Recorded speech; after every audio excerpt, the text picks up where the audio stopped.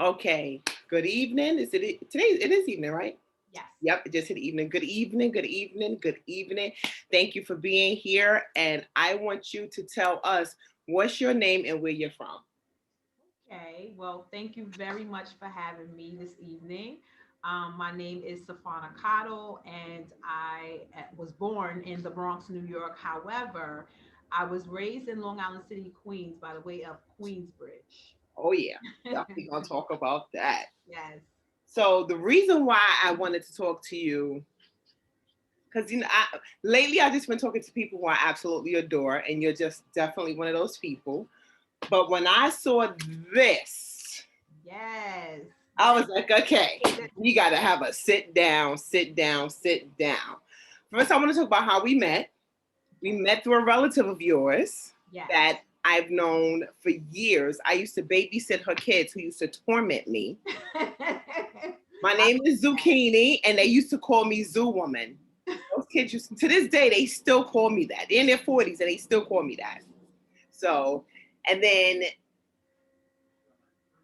how long ago was that? 6 years ago? I don't know. It seemed like a lifetime ago, but I I think know, it's right? about that. Yeah, about that long. Okay, so your relative had a bag party, and we met, and I just loved you from that moment. And then you had your own party, and I was like, I like her. Yes, So ditto. right, it's like I like her. Yes. But then, girl, this book. Tell me what prompted you to write this book.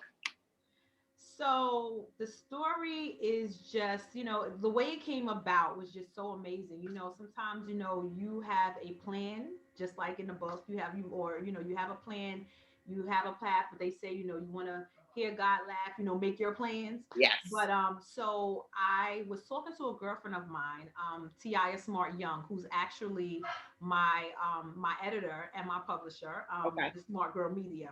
And so I went to her because I wanted to write something and I had something on my heart. And I was just like, I want to write something to help young girls, to help women.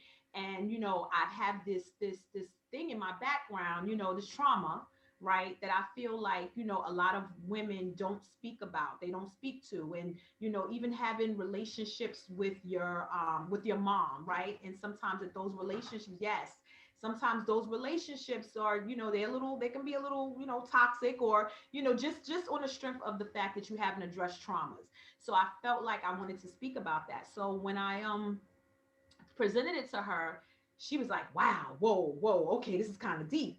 So I was like, yeah, but I want to get it out and I want to talk about this. And she said, okay. She said, let me ask you a question. She said, have you actually, sat down and talked to your mom like about this? And I stopped and I was like, no.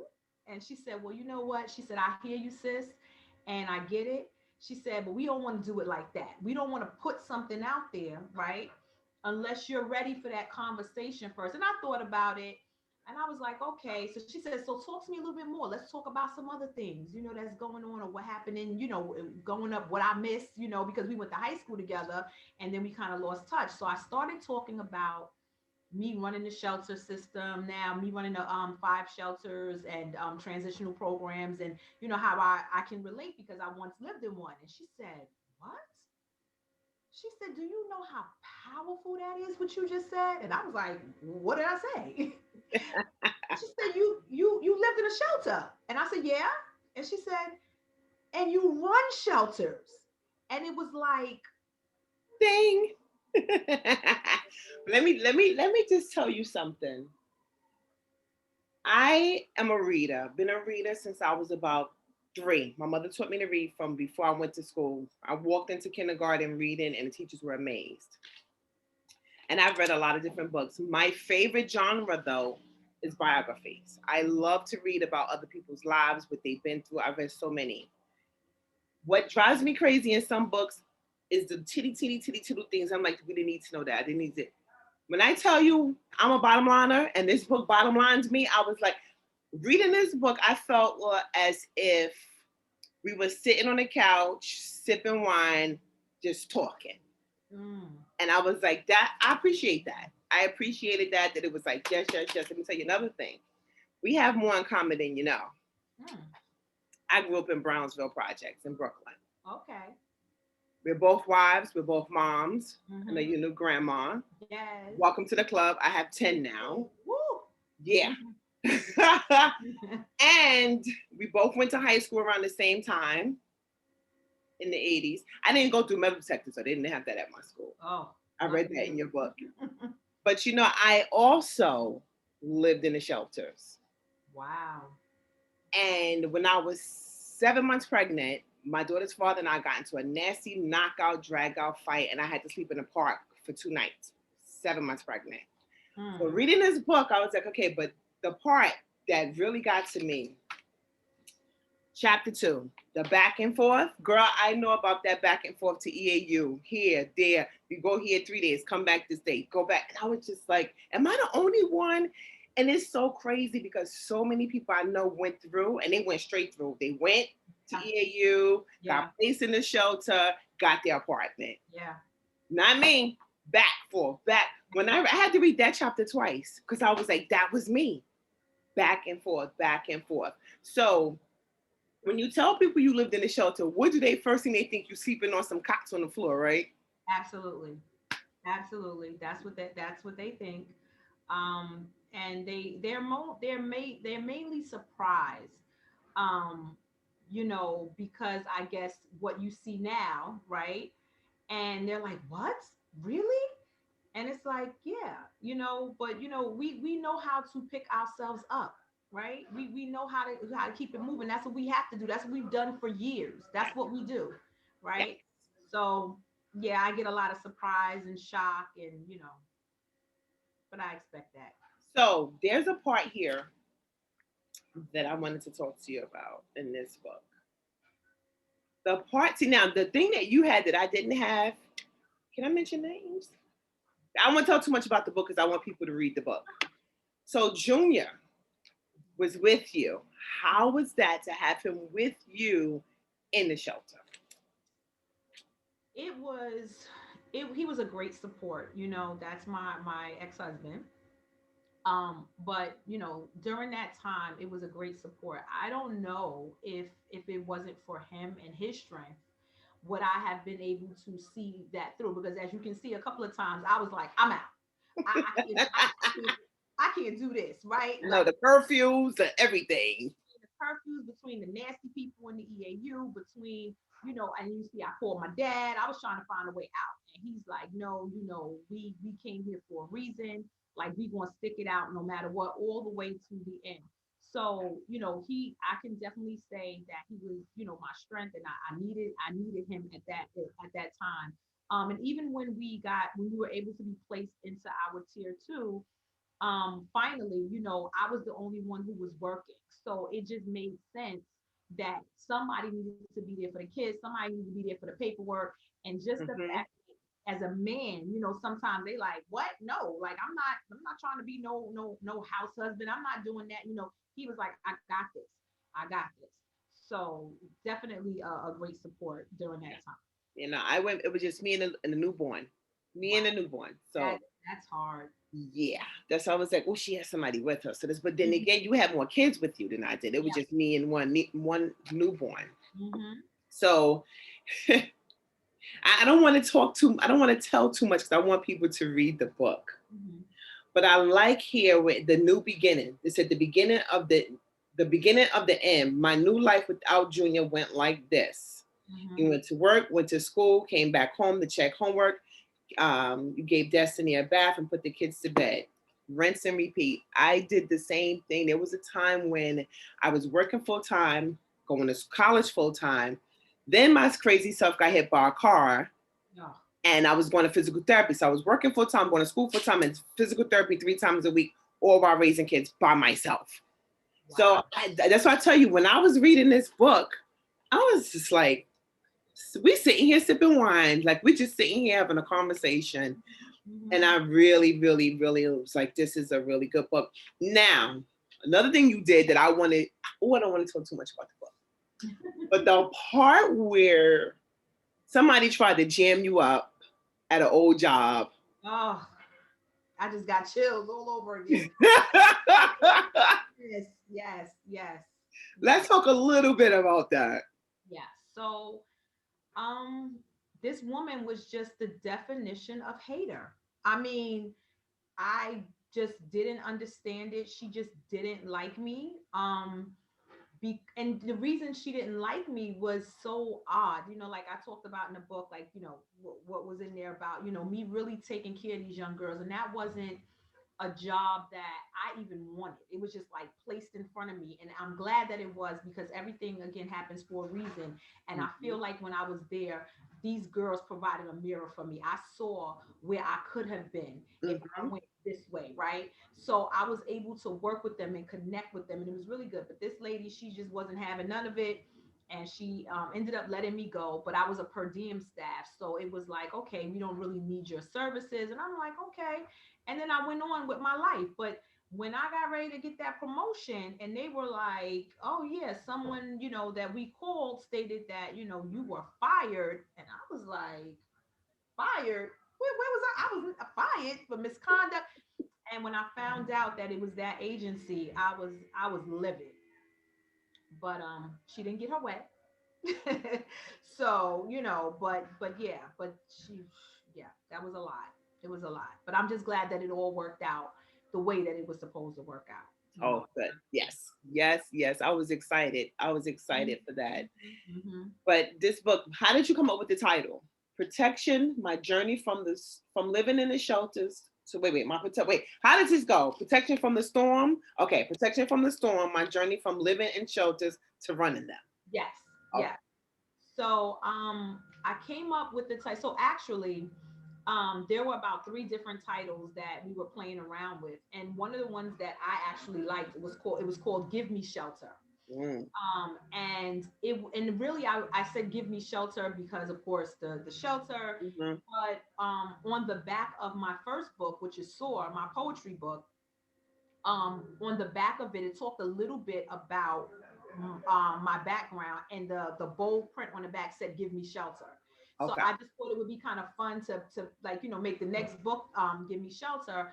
But after we played around with it, and then I took some pictures for something else that I was doing, and I did not expect to pose this way. He didn't ask me to pose this way during the shoot. And I just looked up, and it was actually raining that day. It was pouring raining that day. You look And great though. yeah, and I took that photo and I loved it. And we started talking about the storm and protection from the storm and cover me from the storm. And I did a virtual Zoom for the book Soar and Poetry. And I actually did a poll. And I said, I have another book coming out, and it's a memoir, and I have three titles. And can you guys choose it for me and let me Okay. know? That's how Protection from the Storm won.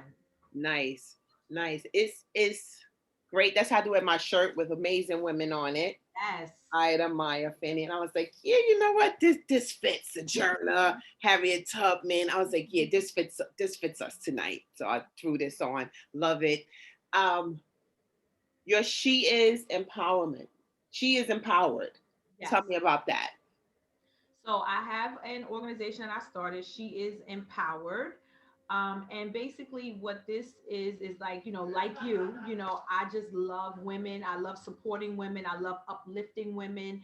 Anything to do with supporting our sisters, I'm there for it. And I just wanted to do something to bring women together, to be able to network, to be able to get information, and just the overall support. So when I had my first She Is gala in 2020, 22220, yes, with the anniversary is coming up, um, I I didn't expect it to be as big as it was. Like I really didn't. I expected the ladies to come together, and we had did some planning on it, and I had some vendors there, and I did some networking myself, which, by the way, I haven't been really good at till maybe around this time last year, because I've always felt like, oh, I could do it, I could do everything.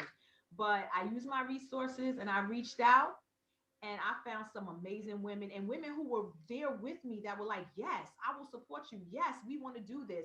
And things just started coming together. And when I tell you, Zucchini, that these women that were in this room that didn't even, some of them didn't even know each other from anywhere, the energy, and the love that was in that room, loving on your sister gave a new definition, and they didn't even know each other.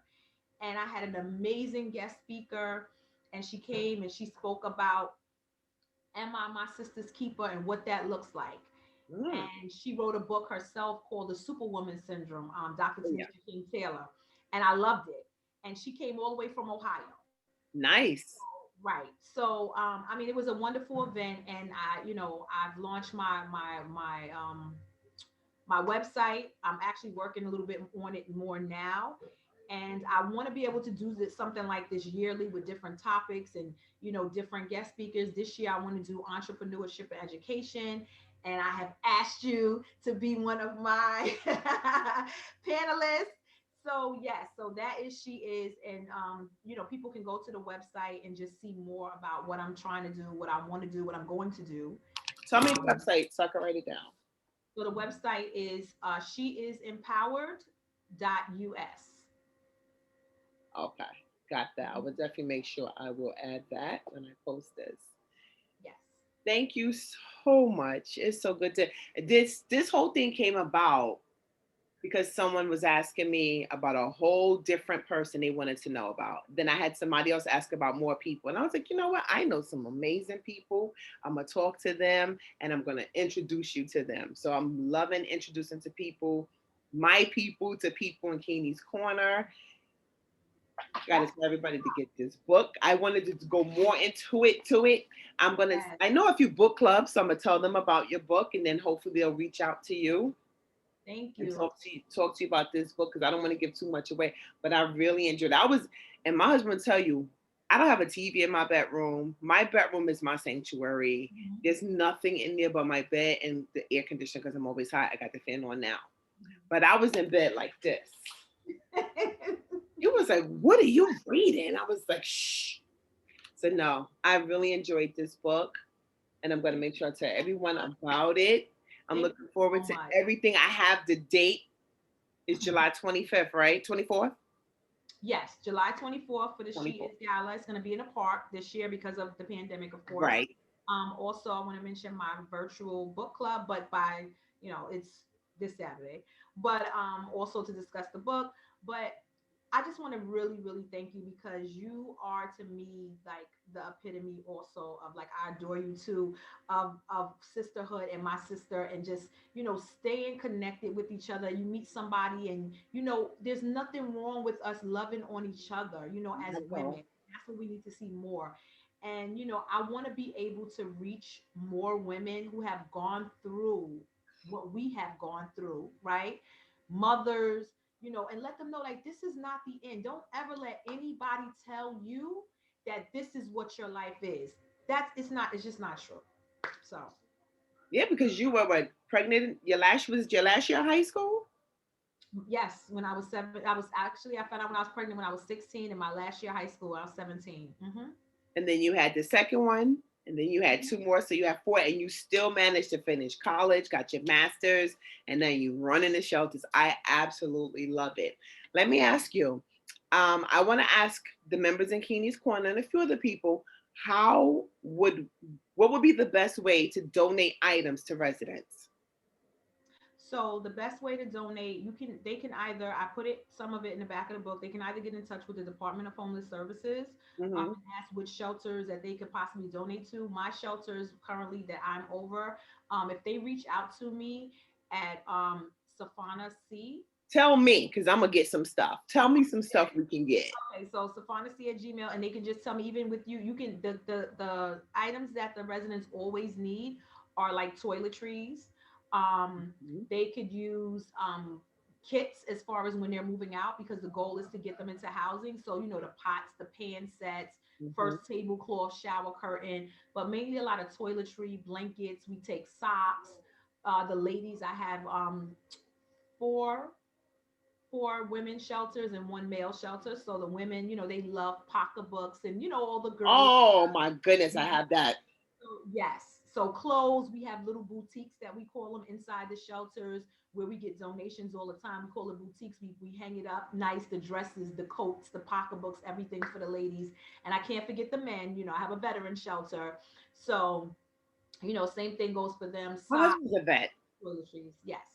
Good to know. Mhm. Because I do thrift stores online, but I always have a lot of stuff that's in really good condition that people don't buy, and I'm like, what am I do with it? So I'm Oh, glad to know. I would definitely be in touch with you absolutely. and make a safe transition over. Still dealing with this pandemic. I'm over it, Mhm. but I love you. Thank you, Thank you. Thank you so much. and I will definitely talk to you soon. All right. Okay. Thank you. Wait, wait. I forgot to ask you. How's the grandbaby? She's amazing. My Kennedy, I want to give her a shout out. Oh my God. Just my little peanut. She's 4 months now. So I'm just loving on Oh. her so much. My daughter, I say to her, can I speak to Kennedy? And she's like, hi, Ma. So love her. Enjoy. When Mhm. you have kids, that's one love. But when you have grandkids, baby, that's a whole nother kind of love. Didn't even know, but It now is. I know. It is. All right. I'll talk to you soon. You stay safe. You too. Okay.